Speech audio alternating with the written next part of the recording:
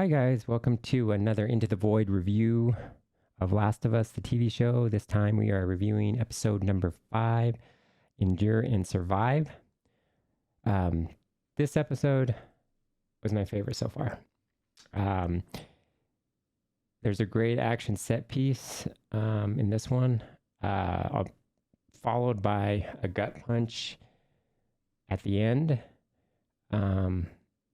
We get to see more infected, including a bloater, which is awesome. This is a payoff episode. There's great acting throughout the episode as well. And I am convinced that this is Pedro Pascal's best role.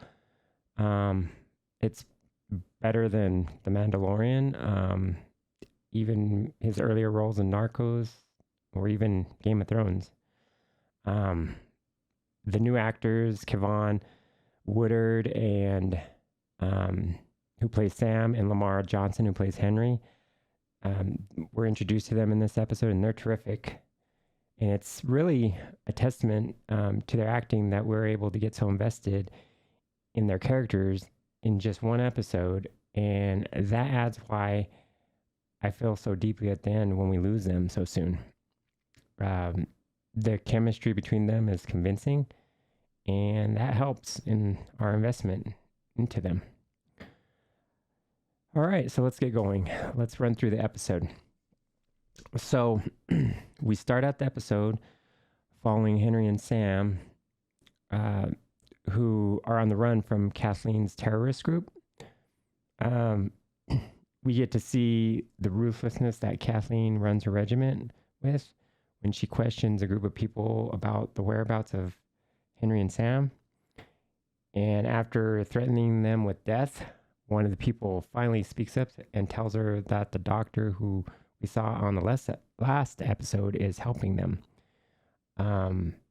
So then farther into the episode, we find out, we see the doctor helping Henry and Sam hole up in an attic.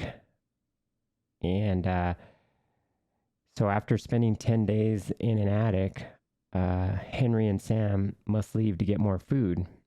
And after they find out that the doctor's probably not coming back, of course, we know that he gets killed and that he's not coming back. So we know that, but they don't know that. But they figure out that he's probably dead. So this is where Henry sees Joel in a shootout with the people from the previous episode, and he proceeds to meet up with Ellie and Joel. So Ellie and Joel end up taking them in and feeding Henry and Sam. This is after they've gotten ambushed and they decide to be cool with each other and help each other out. And once again, Joel's hesitant to join forces with them, but Ellie assures Henry and Sam that he always starts out that way, but you just need to wear him down. Eventually he breaks, she says.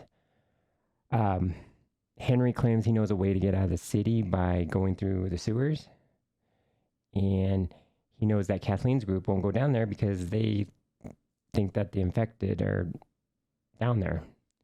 And he tells Joel that what he knows is that they were cleared out a while back. And Joel's hesitant to believe Henry at first, but they believe in the end that this is their best shot out of this city. So when they begin their journey into the sewers, they stumble upon an underground classroom. It's haunting. This is cool because it's haunting how you see the remnants of students and teachers who sought refuge during the outbreak within the walls of the classroom. And you'll see pictures on walls and even a comic book that Sam and Ellie geek out on, and they tell a story of the people who spent their last days holed up together in fear. And Ellie and Sam get to spend time together and actually be kids in a world that has forced them to grow up too soon. And that's a cool thing that we get to see in the episode, with Ellie being able to spend time with a kid more her age, or a person more her age. And then you see Henry and Joel converse, and we get to learn about why Kathleen is after Henry. And I guess Henry gave up the whereabouts of Kathleen's brother to Phaedra, who in the end ultimately kill him. And he did that so that he could get some medicine to help Sam's leukemia. So that was a little bit. I watched the episode a second time, and at first I didn't quite get what he was in trouble for. So I had to watch it again to get that important part of the story. So don't feel bad if you didn't get that right off the bat. But once again, the acting on display during these moments is what elevates this episode. So we move on. After getting out of the sewers without being attacked by the infected, Henry is quick to mention that his plan has worked. They quickly become the target of a sniper who's holed up in a house, who we find out is a lookout for Kathleen's group. And then Joel splits up with the group to take care of the sniper. And after Joel reluctantly shoots the sniper, who is a debilitated old man, they are ambushed by the terrorist group. Okay, so this is the tense action set piece that I talked about earlier. This one, it's filled with several tense edges of the seat moments. Joel shooting from the house at a plow truck bent on killing Ellie as she fires at it while running for her life. Kathleen confronting Henry at gunpoint before getting interrupted by a hole in the ground that swallows up the plow truck. Then from that hole, infected pouring out in a never-ending deluge, which includes our first look at a bloater from the video games. That's probably my favorite scene. I remember in my review of the first two episodes that I felt part of The Last of Us show's success would hinge on the portrayal of the infected. The clickers were very cool, I felt, in the earlier episode, and I feel that the infected in this episode are equally cool. We get to see what I like to call a gymnast infected creep and crawl like something out of Silent Hill into a car to get Ellie. So that's really, I like that scene. And I like also how this TV show doesn't pull any punches as well. You see Perry get his head torn off by a bloater after pumping several shots into it with no success. Then you have several infected get run over by a truck. Kathleen gets jumped by a spider infected and then bitch slapped. Not only that, she gets her face bitten off. It's freaking gruesome and adds to the grimy apocalyptic world of The Last of Us. And then Ellie also stabs several infected that have Sam and Henry pinned underneath a car. So there's no pulling of punches, and I really appreciate that about the show. And then it all abruptly ends, and we're in a quiet moment. And this is where the TV show excels, I think.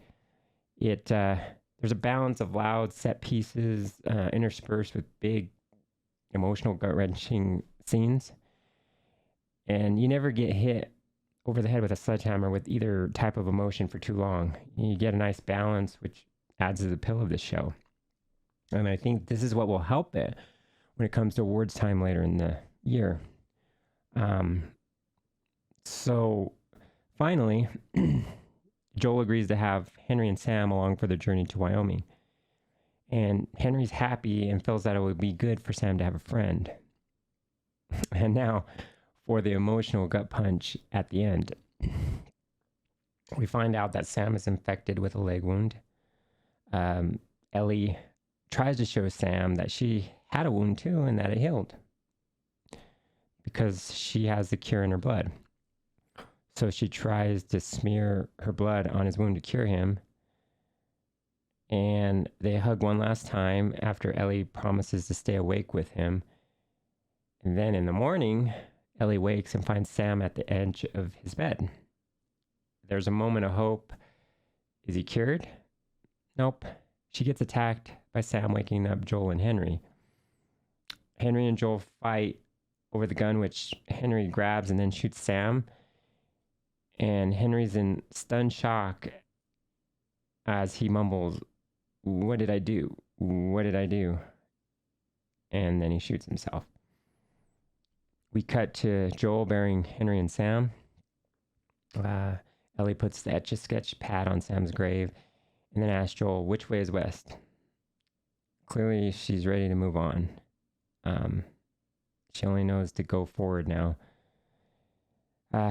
Joel sees the I'm sorry that is written on the Etch-a-Sketch pad and is interrupted by Ellie telling him, let's go. The film blacks out as we see Ellie and Joel walk off into the desolate highway. Like I said, this is the best episode of the series so far, and one of the best in recent TV I've watched. I'm now a true believer in this show. So, hope you guys enjoyed this, and I will see you in the next episode when we venture into the void.